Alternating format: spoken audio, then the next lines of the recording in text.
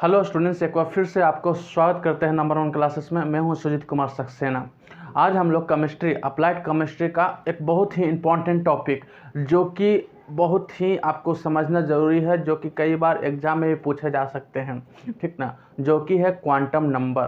तो quantum number क्या है, उसका डिफिनेशन क्या है और उसका कितने प्रकार के टाइप्स पाए जाते हैं, पूरा डिटेल से हम लोग चर्चा करेंगे। जब भी क्वांटम नंबर के बारे में, उनके टाइप्स के बारे में पूछा जाएगा तो ये 6 मार्क क्वेश्चन में दिया जाता है।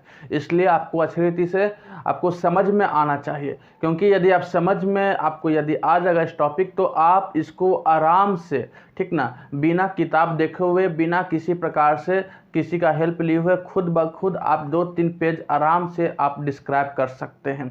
इसलिए समझना इम्पॉर्टेंट है। तो सबसे पहले देखेंगे क्वांटम नंबर होता क्या है, ठीक ना, इसका डिफिनेशन क्या है। तो क्या लिखे हैं, it may be defined as the, ठीक ना, it may be as the set of the 4 number which the help of which we can get complete information on about all the electrons in an atom. Example के लिए उसका location, उसका energy, उसका shape, उसका orientation, ठीक ना, सारा और etc। तो इसमें हम लोग क्या देखेंगे कि ये 4 नंबर का सेट है, ठीक ना। इसको इस प्रकार डिफाइन कर सकते हैं कि 4 नंबर का सेट है जो कि हमको हेल्प करता है, ठीक ना, जो कि हमको मदद करता है उसका कंप्लीट इंफॉर्मेशन देने में। किसका?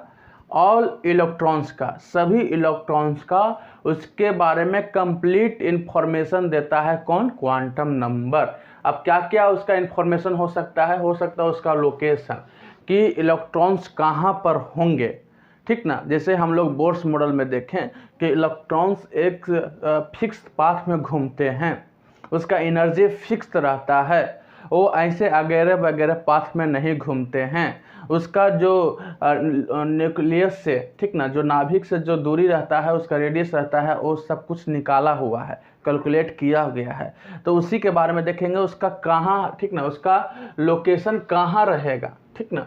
साथ ही साथ उसमें एनर्जी कितना है, यदि वो पहला सेल में है तो उस इलेक्ट्रॉन्स के पास कितना एनर्जी होंगे, यदि दूसरा सेल में है तो उसके पास कितना एनर्जी होंगे, कितने ताकत होंगे, ठीक ना।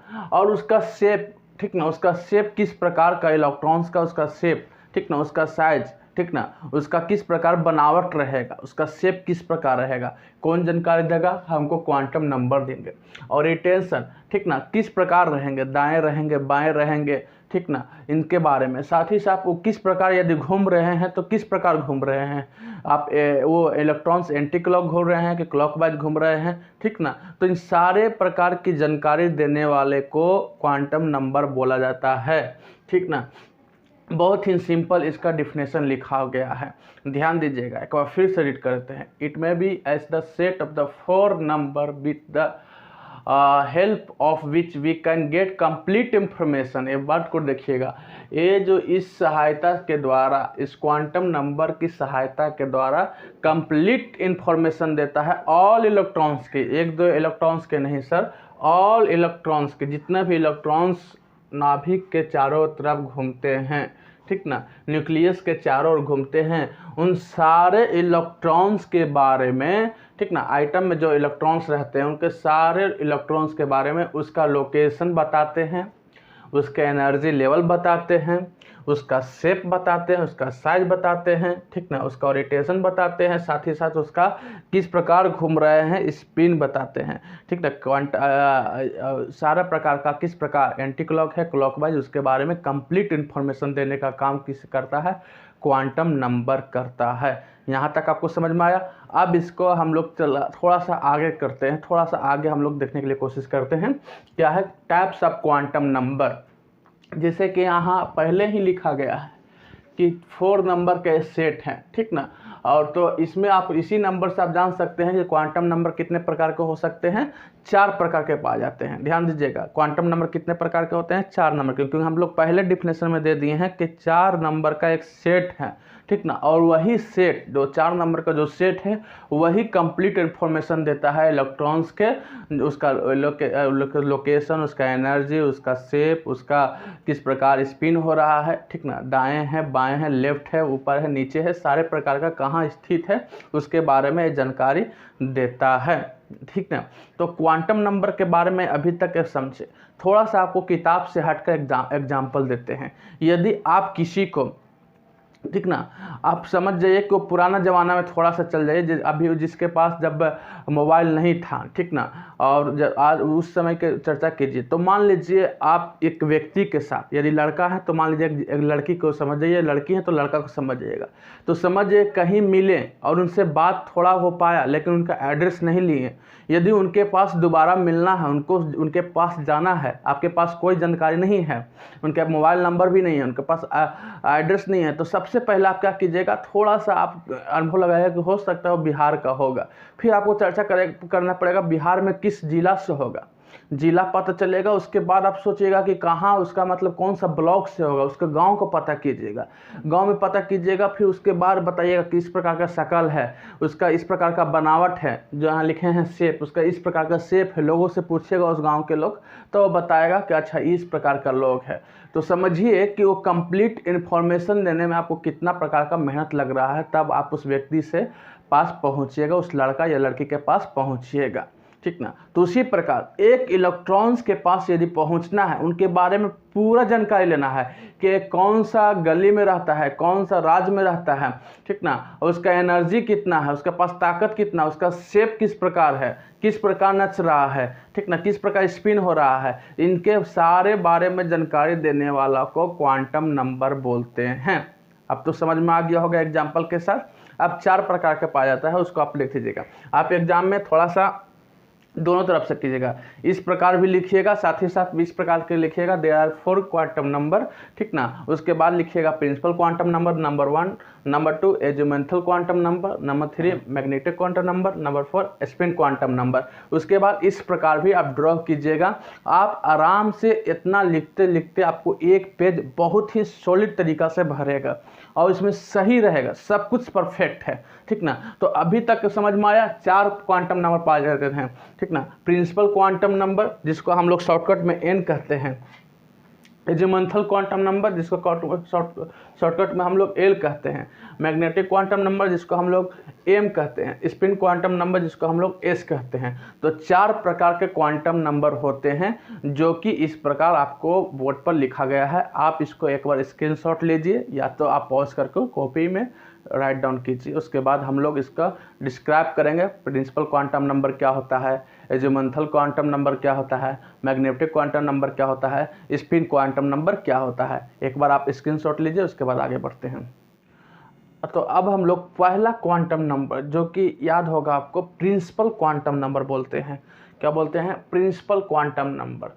तो अब इसको किस प्रकार लिखिएगा, आपको एक छोटा सा नोट्स, बहुत अच्छा सॉलिड नोट्स, यदि आप इसको नोट्स के रूप में तैयार कीजिएगा तो आपको कहीं किताब से लिखने की ज़रूरत नहीं है, कहीं गूगल से लिखने की ज़रूरत नहीं है, कहीं और किसी से PDF मांगने की ज़रूरत नहीं है, कहीं से परचेस करने की भी ज़रूरत नहीं है। यदि आप खुद से मेहनत कीजिएगा तो एक सॉलिड आपको नोट्स बनेगा। इसलिए सिंपल भाषा में अगर पढ़ाना रहता है तो आपको हम सिंपल ही बता देते हैं, प्रिंसिपल क्वांटम नंबर इस प्रकार का होता है, इसको इस प्रकार लिखते हैं, इस प्रकार लिखते हैं, लेकिन आपको हम लिख कर बता देते हैं, ठीक ना। इसलिए हम लोग बहुत मेहनत करते हैं, एक बार लिखते हैं, इसको एरेज करते हैं, फिर लिखते हैं, ठीक ना, फिर एरेज करते हैं, तो बहुत ही मेहनत लगता है वीडियो बनाने में। इसलिए जहाँ से वीडियो देख रहे होंगे अभी, तो यदि आप चैनल को सब्सक्राइब नहीं किए तो प्लीज़ सब्सक्राइब कर दीजिएगा, और अपने दोस्तों के पास जिनको ज़रूरत है, जो आप ही के साथ पढ़ रहे होंगे, उनको ज़रूर भेजिएगा, उनको साथ बोलिएगा कि यहाँ एक क्वालिटी वीडियो मिलता है, ध्यान दीजिएगा। अब हम लोग प्रिंसिपल क्वांटम नंबर के साथ डिस्कस करेंगे। तो प्रिंसिपल क्वांटम नंबर क्या होता है? It is denoted by N.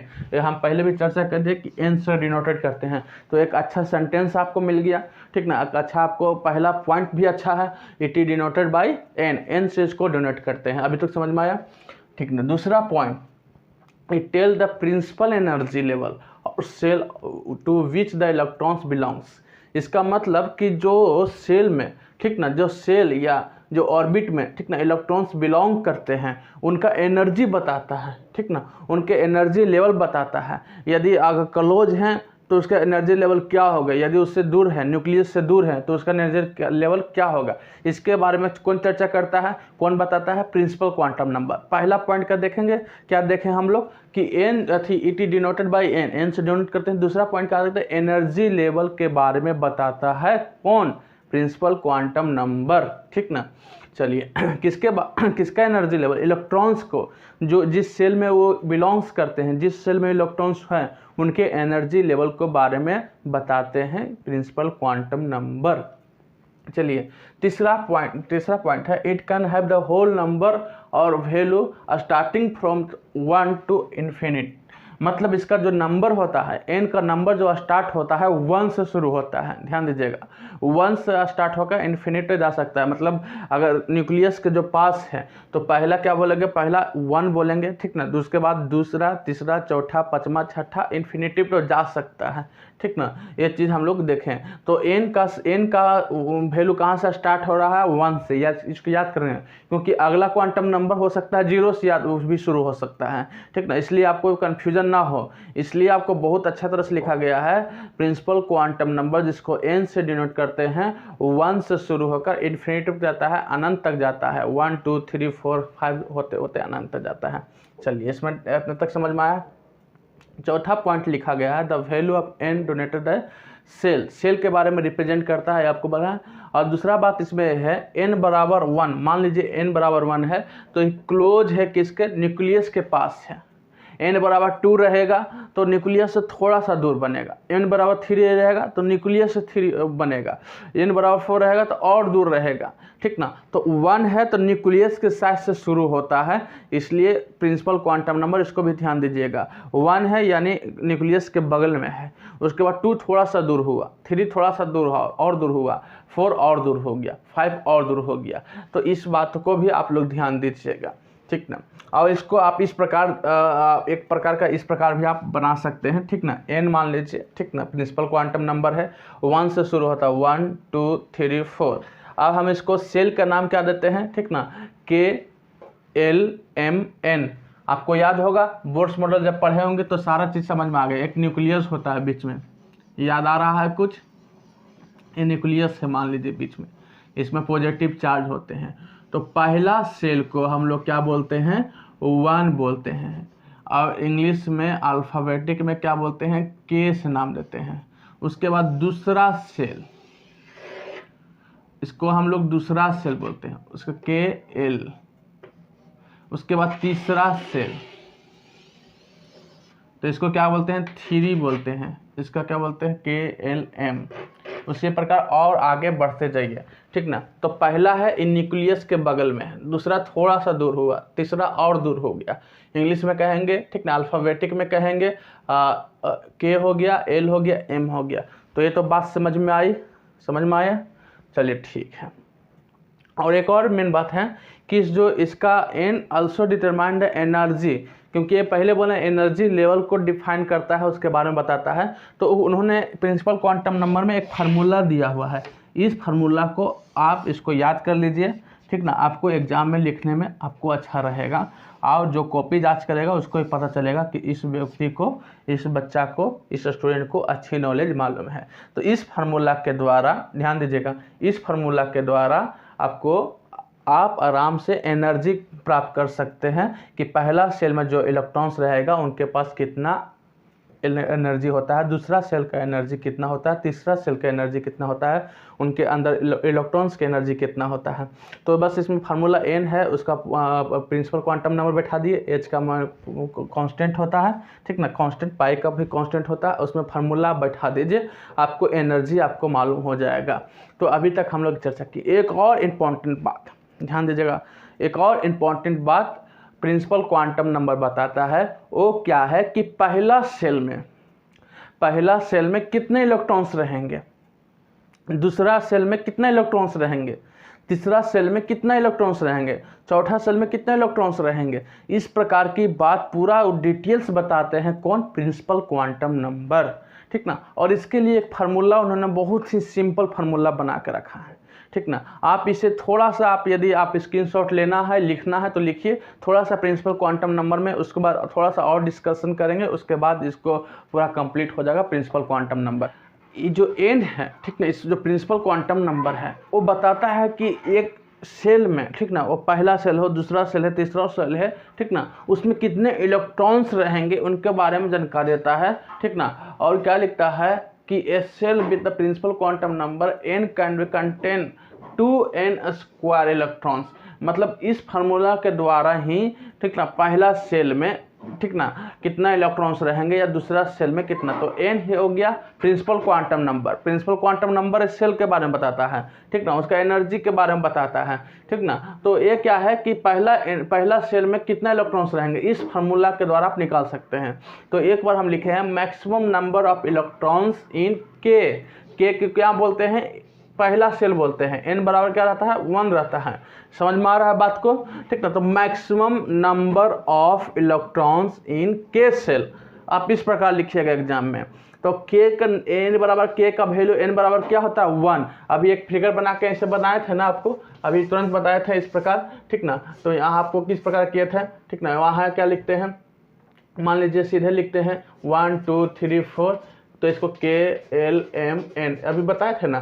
तो वही चीज़ K बराबर 1 है, तो K बराबर, ठीक ना, K के लिए N का वैल्यू 1 है, K बराबर N का वैल्यू क्या होता है, 1 होता है। तो N बराबर 1, तो 2 गुने N, N का मतलब 1 है, N कितना है, 1 है, N बराबर 1 है, तो N का स्क्वायर, तो 1 का पहाड़ा 2 बार पढ़ेंगे, 1 गुने 1 करेंगे तो कितना आएगा, 1 आएगा। तो 1, तो पहला सेल में 2 इलेक्ट्रॉन्स रहेंगे। समझ में आ रहा है। उसी प्रकार दूसरा बार में लेकिन आप लिखिएगा, आप इस प्रकार डैश मत कीजिएगा, आप एग्जाम में अच्छा तरह से पेन चला के लिखिएगा maximum number of electrons in L shell. L, ठीक ना, एल को क्या बोलते हैं, एन बराबर कितना रहता है, 2।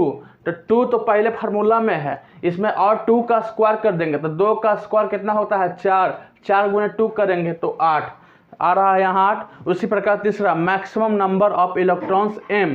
अब m के लिए n कितना होता है, 3, तो 3 का स्क्वायर कितना होता है, 9, 9 इंटू 2 18। उसी प्रकार maximum number of electrons in n shell, n बराबर इस n के लिए n बराबर कितना है, 4, 4 का स्क्वायर करेंगे कितना आएगा, 16, 16 इंटू 2 तो 34। तो इस प्रकार आप इस प्रिंसिपल क्वांटम नंबर के द्वारा ही बता सकते हैं कि पहला सेल में कितना इलेक्ट्रॉन्स हैं। इसके पहले फार्मूला लिखाए थे, उस फार्मूला के द्वारा लिखा सकते हैं कि पहला सेल में कितना उसका एनर्जी रहेगा, दूसरा सेल में कितना एनर्जी रहेगा। तो प्रिंसिपल क्वांटम नंबर बहुत ही इंपॉर्टेंट नंबर है, इसलिए इसको पहला नंबर 1 दिया गया है, ठीक ना। इसलिए आपको अच्छी रीति से पढ़िए और इस प्रकार यदि पॉइंट बाय पॉइंट लिखिएगा ना, तो अभी तक अगर लिखना शुरू किए होंगे तो आपको लगभग 1.5 पेज से ज़्यादा आपको कॉपी भर चुका होगा, ठीक ना। आगे हम लोग डिस्कस करेंगे एजुमेंटल क्वांटम नंबर और magnetic quantum number, spin quantum number. इसको एक बार स्क्रीनशॉट लीजिए, उसके बाद हम लोग आगे डिस्कस करेंगे। अब हम लोग चर्चा करेंगे एजुमेंटल क्वांटम नंबर। कौन सा क्वांटम नंबर, एजुमेंटल, इसे एंगुलर क्वांटम नंबर भी बोला जाता है, ठीक ना, एक और नाम है इसका। तो नाम से कंफ्यूजन मत कीजिएगा, ठीक ना, इसलिए आपको नाम बता देते हैं। तो एजुमेंटल क्वांटम नंबर को एल से क्या करते हैं, डिनोटेड करते हैं, रिप्रेजेंट करते हैं। इसलिए पहला सेंटेंस एकदम क्लियर है, किसी को भी कोई डाउट नहीं है, आपको पहला पढ़ा चुके हैं, ठीक ना। इसको एल से डिनोट करते हैं। अब ये बताता किसके बारे में, इट इज रिलेटेड टू सब सेल। देखिए भाई, हम कब कहते हैं, सेल के बारे में कहते हैं। प्रिंसिपल क्वांटम नंबर किसके बारे में बताता है, सेल के बारे में बताता है। तो सेल के अंदर होते हैं सब सेल। लगभग ऐसे समझने के लिए लोग ऐसा ही बताते हैं, किताब भी कई किताब ऐसे बताते हैं, लेकिन ओरिजिनल में देखा जाए, ठीक ना, यदि आप गहराई में जाइएगा, यदि आप इसका पीएचडी कीजिएगा, इस टॉपिक का पीएचडी कीजिएगा, मतलब इस टॉपिक का बहुत गहराई में जाएगा, तो ऐसा होता नहीं है। लेकिन ऐसे स्टूडेंट को समझने में बहुत ही आराम होता है, इसलिए हम भी ऐसे ही प्रकार के समझा देते हैं। लेकिन हकीकत में कुछ और कहानी होता है इलेक्ट्रॉन के साथ, आपको हम बात बता देते हैं। क्योंकि यदि केमिस्ट्री का और अध्ययन कीजिएगा, तो डीपली में जाइएगा, एकदम क्या बोलते हैं, एकदम जूम करके देखिएगा, तो ऐसा कुछ होता नहीं है। लेकिन अधिकतर किताब में और अधिकतर आप देखिएगा तो लोग इसी प्रकार समझा देते हैं कि सेल के अंदर सब सेल होता है। लेकिन अगर पूरा अंदर अगर डिटेल कर जाए तो कुछ और होता है इसका मतलब, लेकिन ठीक ना, सब सेल ऐसा नहीं होता है, ठीक ना। लेकिन अभी हम लोग, आपको लिखना है एग्जाम में, आपको पीएचडी नहीं करना है, आपको बस पास मार्क लाना है या तो टॉप करना है, बस आपको ज़्यादा पीएचडी नहीं करना है इसमें, इसलिए ज़्यादा आप कन्फ्यूजन मत करिए। लेकिन एक बता देते हैं कि ऐसा भी होता है, ठीक ना। तो अब हम लोग चर्चा करते हैं अपना पर, जिससे आप अच्छी रीति से समझ जाएंगे, उसी पर हम टॉपिक करेंगे। तो हमको एड्रेस फाइंड करना था इलेक्ट्रॉन्स के बारे में। इलेक्ट्रॉन्स कहाँ रहते हैं, कहाँ उसका मैक्सिमम मतलब चांसेस होगा कि इस इलेक्ट्रॉन्स यहाँ मिलेंगे, उसका शेप किस प्रकार का होगा, उसका स्पिन किस प्रकार का होगा, उसका माइनस में होगा प्लस में रोटेशन किस प्रकार का होगा। तो सारे बारे में चर्चा करने के लिए क्वांटम नंबर बताता है। तो जो एस है वो सब सेल के बारे में बताता है, यानी आपको समझने के लिए, आपके एग्जाम में लिखने के लिए सेल के अंदर होते हैं सब सेल।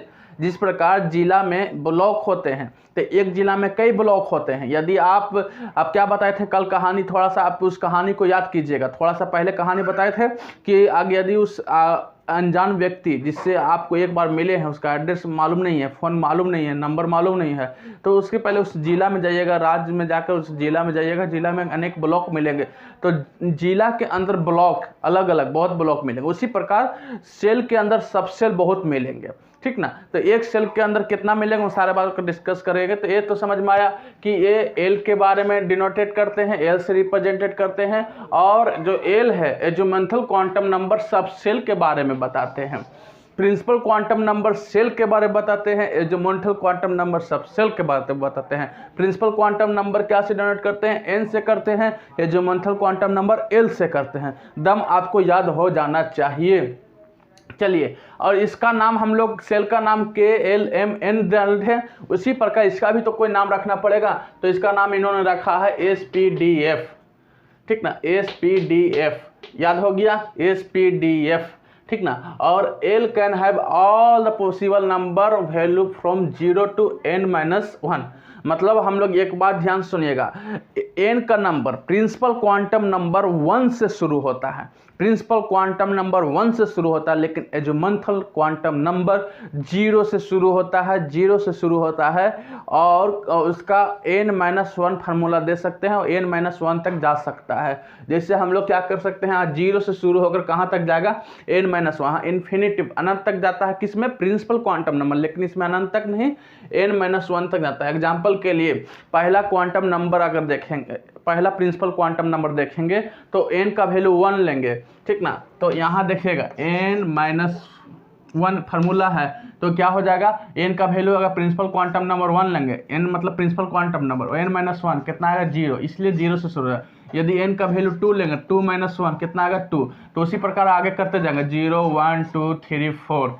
n का मतलब क्या है वहाँ, प्रिंसिपल क्वांटम नंबर। समझ में आ रहा है, मेरी बात समझ में आ रहा है, रटना नहीं है, समझना है, लिखना है, ठीक ना। तो ये समझ में आ गया, ठीक ना। अब इसी को आप एक छोटा सा चार्ट भी बना सकते हैं, वैल्यू ऑफ एल, ठीक ना, value of L azimuthal quantum number, S का वैल्यू क्या होगा, मान लीजिए पहला जो नाम है उसका एल है, ठीक ना, उसको ये 0 कहते हैं। जैसे के पहला सेल को के से रिप्रेजेंट करते हैं, उसका वैल्यू क्या होता है, 1 होता है। जिस प्रकार 1 से रिप्रेजेंट, उसी प्रकार एल का 2 से, उसी प्रकार सब सेल में जब आइएगा तो 0 एस जो है 0 से पी एस पी, ठीक ना, D2, ठीक ना, F3, इस प्रकार याद हो गया। इस प्रकार एक बना दीजिएगा, ठीक ना, इस प्रकार का एक बना दीजिएगा, इस प्रकार का छोटा सा इस प्रकार डाटा बना दीजिएगा, ताकि आपको अच्छा लगे एग्जाम को चेक करने वाला।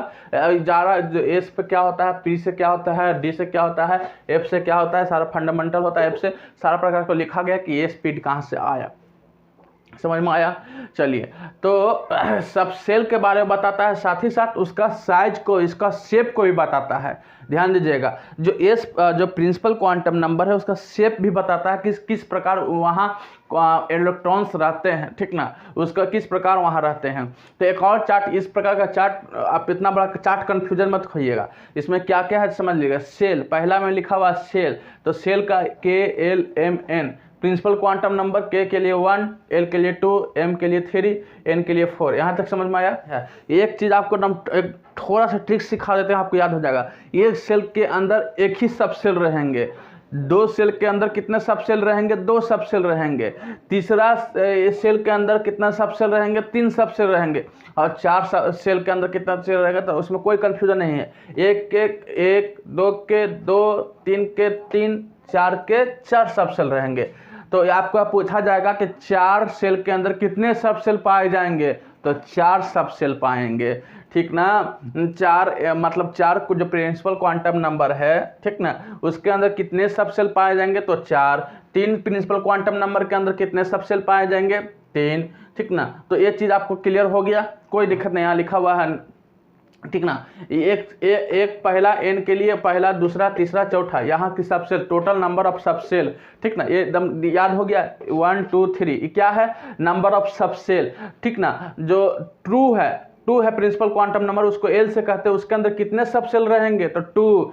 3 प्रिंसिपल क्वांटम नंबर है जिसको एम से करते हैं, उसके अंदर कितना रहेगा? 3। 4 है तो 4 सेल के अंदर 4 सब सेल रहेंगे, 4 सेल के अंदर 4 सब सेल, 3 सेल के अंदर 3 सब सेल, ठीक ना। तो आप बताइए कि भैया उसका नाम तो बता दीजिए, सर उसका नाम तो बता दीजिए। तो बस SPDF होता है, तो एस का मेनू 0 होता है, PDF, तो जहाँ 0 है, ठीक ना, जहाँ 0 से शुरू करते हैं, इसको क्या वो यहाँ लिखे हैं? 0 से स्टार्ट करते हैं, तो सबसे एक ही को सब सेले है, तो 0 से स्टार्ट करना पड़ेगा, तो 0 एक सब सेल खत्म, 2 है तो 0 1, 3 है तो 0 1 2, 4 है तो 0 1 2 3। अब इसका सब सेल का नाम देखेंगे तो 0 है तो 0 किसके लिए होता है? एस के लिए, ठीक ना। 0 1 तो 0 1 SP, ठीक ना। 0 1 2 SPD, 0 1 2 3 SPDF, ठीक ना।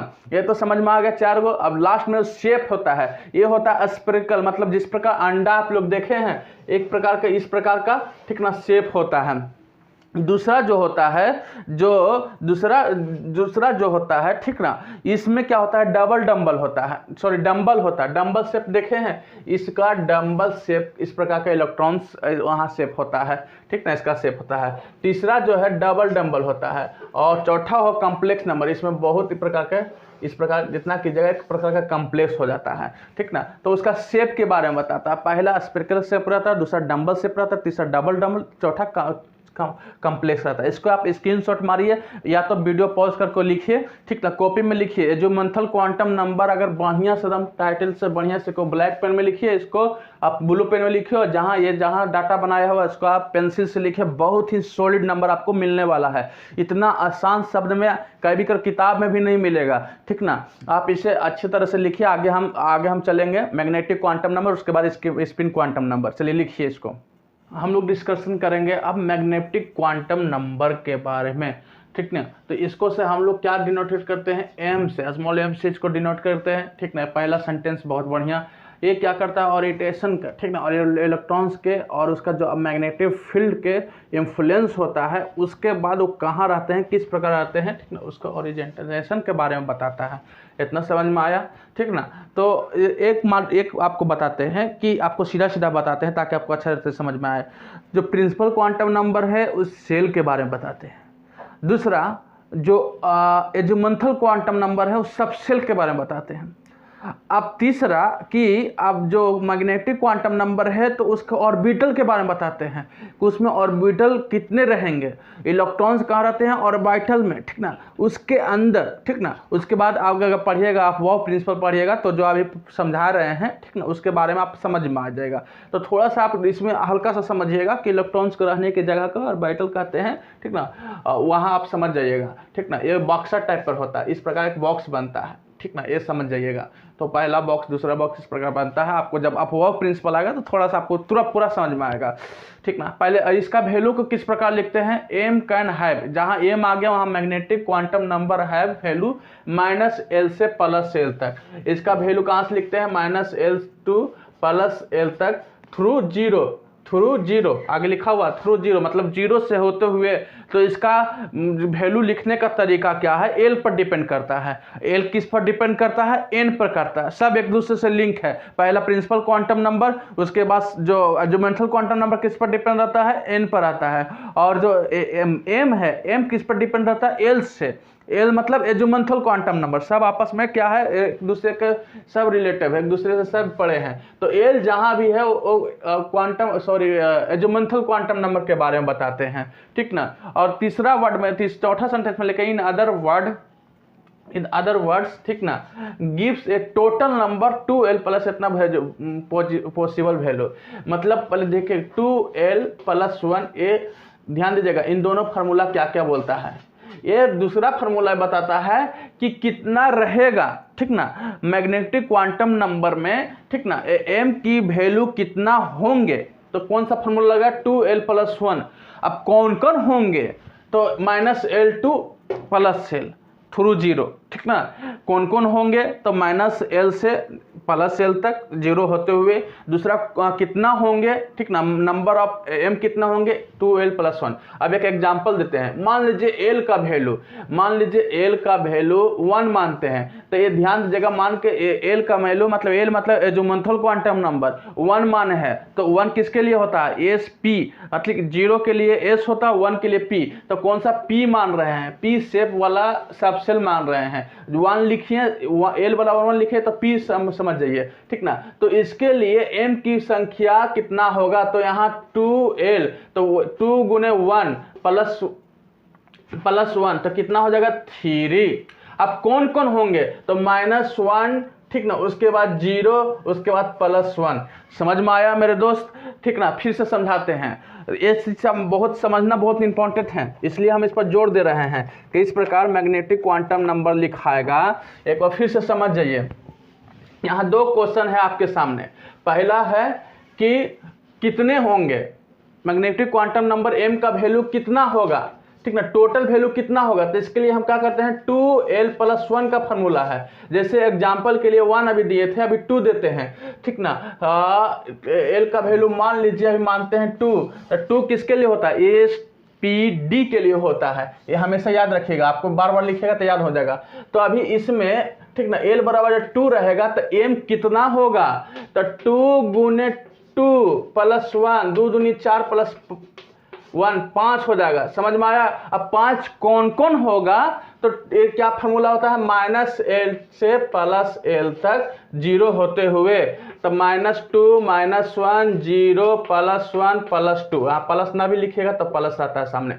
1 2 3 4 5 फॉर्मूला 5 हो गए n बराबर। ये तो समझ में आ गया, ठीक ना, ये तो समझ में आ गया। अब देखिए वहीं लिखा हुआ है एग्जाम्पल के लिए, जब l बराबर 1 रहेगा तो ये तो 0 रहेगा, l बराबर 0 रहेगा तो प्लस -0 0 + 0 सब एक ही होता है, ठीक ना। सब माइनस प्लस 0 में कुछ ना होता है, इसलिए एक के वैल्यू होता है, ठीक ना। जैसे एग्जाम्पल के लिए 2 गुने l का वैल्यू 0 करते हैं, 0 + 1, ठीक ना। तो 2 गुने 0 0 + 1 तो क्या आया 1, तो 1 होता है, ठीक ना। उसी प्रकार इफ l बराबर 1 तो वैल्यू क्या होगा, -1 0 + 1। l क्या मानते हैं, और इसका कहाँ होगा p, ठीक ना, x y z, ठीक ना, इस प्रकार का x y z, इस प्रकार का इसको रहने के लिए। उसी प्रकार l बराबर 2 लिखेंगे, ठीक ना, तो m का वैल्यू क्या होगा, -2 -1 0 +1 +2, ठीक ना। चलिए उसके बाद l बराबर 3 लिखेंगे, तो m का वैल्यू क्या होगा, आप बताइए, -3 -2 -1 0 +1 +2 +3 के को वैल्यू हो 1 2 3 4 5 6 7। फार्मूला डाल के देखते हैं भाई, 2l × 1, l का वैल्यू 3 है, ठीक ना, +1 है, ठीक ना। 3 दूनी 6 + 1 कितना हुआ 7 आया ना। चलिए इसके स्क्रीनशॉट लीजिए। लास्ट हम लोग चर्चा करेंगे स्पिन क्वांटम नंबर। समझना इंपॉर्टेंट है, समझ में आया। आप सब्सक्राइब किए हुए नहीं जाइएगा, वीडियो को लाइक किए हुए और कमेंट करिए। अगर जैसा वीडियो लगा कमेंट कीजिए, आपका कमेंट से हमें मोटिवेट मिलता है, चलिए मोटिवेशन मिलता है। चलिए आप लिखिए, ठीक ना, जो वगैरह है इसको समझाने के लिए यूज़ किए हैं, उसको हम लोग क्या करते हैं, रफ कर देते हैं। आप इसको स्क्रीनशॉट मारिए। चलिए लास्ट क्वांटम नंबर बहुत ही सिंपल है, तुरंत आपको समझ में आ जाना चाहिए। उसका है स्पिन क्वांटम नंबर। स्पिन से ही आपको समझ में आता है, जैसे बॉल, अब क्रिकेट खेलने वाला को तुरंत समझ में आता है, बॉल स्पिन हो रहा है या स्पिन बॉलर है। स्पिन बॉलर में मतलब क्या होता है, स्पिन होता है। स्पिन मतलब घूमना, नचना, ठीक ना। तो स्पिन मतलब होता है घूमना। तो इसको हम लोग सबसे पहले सेंटेंस एस से, छोटा एस से डिनोट करते हैं, बहुत क्लियर हो गया।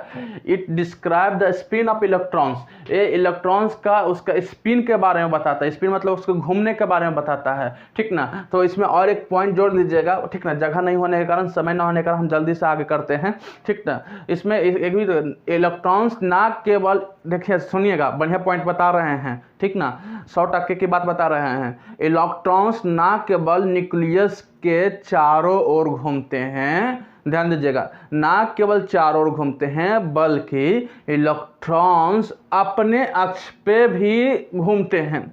मेरी बात ना समझें आप, ये हुआ घूमना, ठीक ना। इलेक्ट्रॉन्स चारों, ये हुआ, और ठीक ना, पथ हो गया, रास्ता हो गया, ठीक ना। ठीक ना केवल इस रास्ते में ही इलेक्ट्रॉन्स घूम रहे हैं, बल्कि इलेक्ट्रॉन्स क्या करते हैं, अपने घूमते घूमते अपने अक्ष पर भी घूमते हैं। इलेक्ट्रॉन्स खुद भी घूमते हैं, घूमते घूमते उसका एक्स पता करते हैं। मेरी बात समझ में आया? मतलब एक तो घूम रहे हैं पूरा एक्स के, ठीक ना, पूरा इस अपने पाथ को न्यूक्लियस के चारों, नाभिक के चारों ओर घूम रहे हैं, ये बात जब सही है।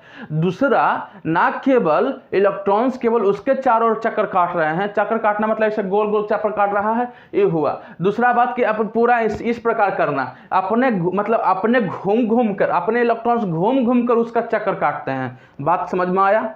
इलेक्ट्रॉन्स न्यूक्लियस के चारों ओर तो घूमते हैं, साथ ही साथ अपने एक्सिस पर घूमते हैं, अपने एक्सिस पर भी घूम घूम कर, जैसे इलेक्ट्रॉन्स ये चारों ओर घूमेगा, इलेक्ट्रॉन्स खुद भी अपने एक्सिस पर भी घूमते हैं। तो इसमें दो पॉसिबल है, ठीक ना, या तो एक क्लॉकवाइज घूमेगा या तो एंटी क्लॉक। कुछ इलेक्ट्रॉन्स क्लॉकवाइज घूमते हैं, कुछ एंटी क्लॉक घूमते हैं अपने एक्सिस पर, जो अपने से घूमते हैं अपने एक्सिस पर। इलेक्ट्रॉन्स घूमते घूमते इस पूरा इस रास्ता को जाते हैं, इस सर्कल को पार करते हैं। समझ में आया? तो दो प्रकार से इलेक्ट्रॉन्स खुद अपने भी घूमते हैं और उस अपने घूमते घूमते उस रास्ता से, ठीक ना, इस जो रास्ता है, ठीक ना, इस जो पाथ है, ठीक ना, उस रास्ता से अपने घूमते घूमते भी इस रास्ते को पूरा करते हैं। इतना तो समझ में आया? तो दो प्रकार से कोई आदमी घूम सकता है, कोई भी सामान घूमेगा दो प्रकार से हैं, एक है क्लॉकवाइज, एक है एंटी क्लॉकवाइज, एक है सीधा, एक है उल्टा। अब तो समझ में आया, ठीक ना? तो सीधा के लिए या सीधा के लिए उल्टा के लिए ऐसा नहीं है